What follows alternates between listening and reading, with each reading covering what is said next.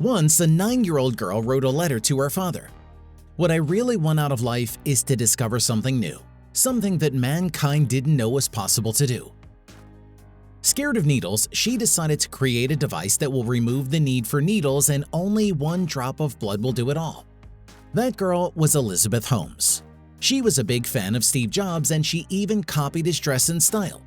She even hired ex-employees of Apple, and she wanted her company to be the Apple of healthcare.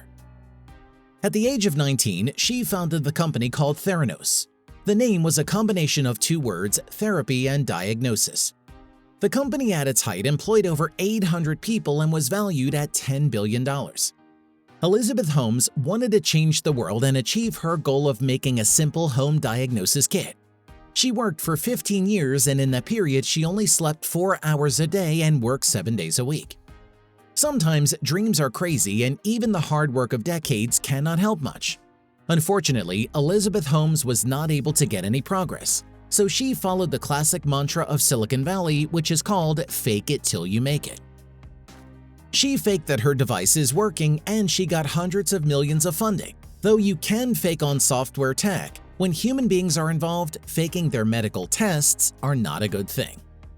She was caught, and within weeks, her business collapsed and 800 employees went unemployed. She faces a maximum sentence of 20 years in prison. Want to know how a girl who wanted to change the world ended up in prison? Watch the full video. We at Business Chronicles tell the stories of extraordinarily successful people. Please subscribe to our channel to help us in making more videos. Elizabeth Holmes was born on February 3, 1984 in Washington, D.C. to Christian Rasmus Holmes and Noelle Ann. Her father worked as a vice president at Enron before securing roles in U.S. government agencies such as USAID and USTDA. Her mother worked for the U.S. Congress as a committee staffer. Holmes comes from a notable lineage, with one of her ancestors having founded Fleischmann's Yeast, the successful business that revolutionized America's bread industry. While she was still a child, Holmes's family moved from Washington, D.C. to Houston, Texas. She demonstrated an early fascination with science and innovation. At age 7, she was keen on making a time machine and even filled up a notebook with engineering drawings for her machine. She enjoyed playing Monopoly with her siblings and cousins, often insisting on playing till the end when she had won as much as she could. Holmes went to St. John's School in Houston, a private school. There, she nurtured her interest in science and computer programming. She also started learning Mandarin and launched an early business venture selling C++ compilers to universities. Holmes even ran on her school's track team. She took part in long-distance races. Though she never won her races, she always endeavored to finish them. In 2002, Holmes joined Stanford University to study chemical engineering. She worked as a laboratory assistant at the university's School of Engineering. In 2003, after her freshman year, she earned a role working at the Genome Institute of Singapore. It was during this time that she filed her first patent for a wearable drug delivery device. Her next idea would catapult her to billionaire status. In 2003, Holmes had an idea to create a device that could use a single drop of blood from a patient to test for multiple diseases. Motivated by her early work at the Genome Institute, where she was involved in testing for the severe acute respiratory syndrome coronavirus and her own fear of needles, she believed she could develop a simpler, more comprehensive, less painful test for diseases. Her goal? To democratize healthcare. Holmes presented her idea to her dean at the Stanford School of Engineering, Channing Robertson. He was intrigued and gave her his blessing. He even volunteered to serve as a director at the company. Holmes launched her company Real Time Cures in 2003. It was based in Palo Alto, California. She later changed its name to Theranos, an abbreviation of therapy and diagnosis. In March 2004, Holmes dropped out of Stanford to focus on Theranos. She even convinced her parents to let her use her tuition money to build something that would change the course of healthcare forever. She was 19 at the time. In the early days of Theranos, Holmes rented out space at a basement near Stanford's campus to work on her blood testing device. At the time, more established competitors needed vials of blood from patients to test for different diseases in their laboratories.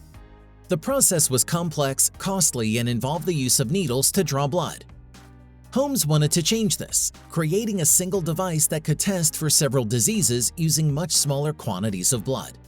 She called her blood collection device the Nanotainer and the blood analysis machine the Edison, an homage to the great American inventor Thomas Edison. Holmes reported that the Edison could test dozens of diseases including cancer using blood from a single prick of the finger. By December 2004, she had raised $6.9 million for her company, giving it a valuation of $30 million. Holmes was notoriously private about her company.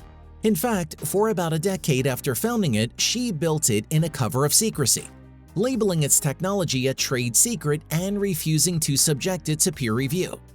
She didn't even put up a website for her company and would not let visitors into her company's offices without having them sign a non-disclosure agreement. In 2007, she led Theranos to raise $43.2 million, raising its valuation to $197 million.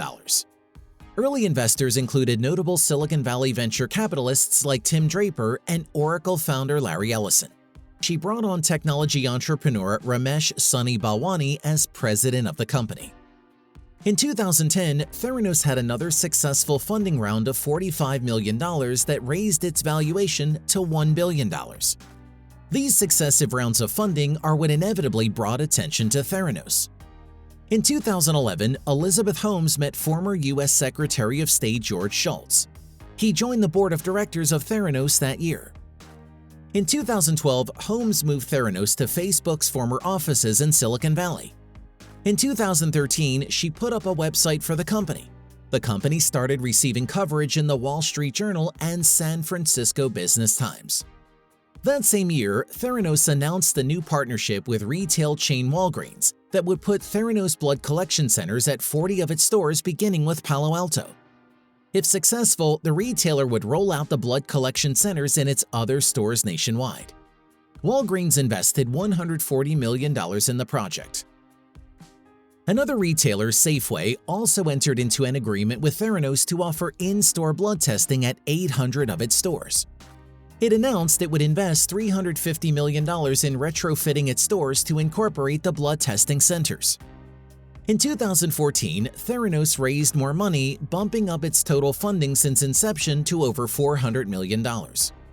Its valuation reached $9 billion, and Holmes, with more than 50% equity, was named the youngest female self-made billionaire, with a net worth of $4.5 billion. She appeared on the covers of premier publications like Forbes and Fortune. She even gave presentations at leading tech conferences, one alongside former U.S. President Bill Clinton and Alibaba founder Jack Ma. After Schultz, Holmes added more notable figures to Theranos' board of directors, including another former U.S. Secretary of State, Henry Kissinger, former Secretary of Defense, William Perry, and future Secretary of Defense, Jim Mattis. The board also included former CDC Director William Fogg, U.S. senators, and former CEOs like Dick Kovachevich of Wells Fargo. In July 2015, leading insurer Capital Blue Cross chose Theranos as its preferred laboratory services provider. Theranos' valuation went up to $10 billion. It had 800 employees at the time. Everything seemed to be going just fine for Holmes until October 2015. Despite the media attention Theranos was getting, Holmes remained tight-lipped about the testing technology she was using. In October 2015, the Wall Street Journal published an article criticizing Theranos' technology, stating that the Edison did not give accurate results and that Theranos actually used traditional, commercially available technology for most of its tests. Holmes appeared on CNBC later to refute the allegations. Undeterred, Wall Street Journal ran more scathing articles citing the ineptitude of Theranos' management and claims of test rigging. Additional press coverage stated that Theranos' tests gave inaccurate results. That same year, Theranos' deal with Safeway crumbled following Theranos' failure to meet deadlines. In January 2016, the Centers for Medicare and Medicaid Services (CMS) sent a letter to Theranos warning Holmes of the staffing and procedural irregularities it had uncovered after inspecting its Newark, California laboratory. In July 2016, after Holmes failed to rectify the irregularities, she was banned from owning or operating a blood testing service for 2 years. That same year, the U.S. Food and Drug Administration (FDA) issued an order prohibiting Theranos from using its nanometer device. Walgreens later terminated its partnership with Theranos. In October 2016, Holmes let go of 340 staff members. That same year, most of Theranos' board members, including the former U.S. Secretaries Kissinger and Perry, left.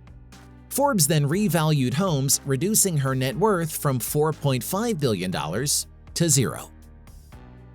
In January 2017, Holmes dismissed another 155 staff members and scrapped her board of directors, replacing it with a board of counselors. In March 2018, the U.S. Securities and Exchange Commission filed a lawsuit against Holmes for fraud, claiming she deceived investors with a blood testing product that did not work. Holmes settled with the SEC, relinquishing about 19 million shares in Theranos and paying $500,000 in fines. In June 2018, after an investigation by the U.S. Attorney's Office for the Northern District of California, Holmes was indicted on 9 counts of wire fraud as well as 2 counts of conspiracy to commit wire fraud. On August 31, 2018, Holmes let go of her remaining employees. On September 4, 2018, she wrote to investors informing them that she was winding up Theranos. In January 2022, Holmes was convicted of 3 counts of wire fraud. The court also found her guilty of 1 count of conspiracy to commit wire fraud. She is set to be sentenced in October 2022. She faces up to 20 years in jail. Elizabeth Holmes wanted to change the world, but she made the mistake of trying the impossible. Sometimes you have to stop and change your goals, and following blindly unattainable goals is toxic for business and people around the business. She was so involved in her goal that she was ready to cross any line, whether it was giving inaccurate test results or defrauding investors. Thank you for watching. Don't forget to subscribe to our channel to watch more videos like this.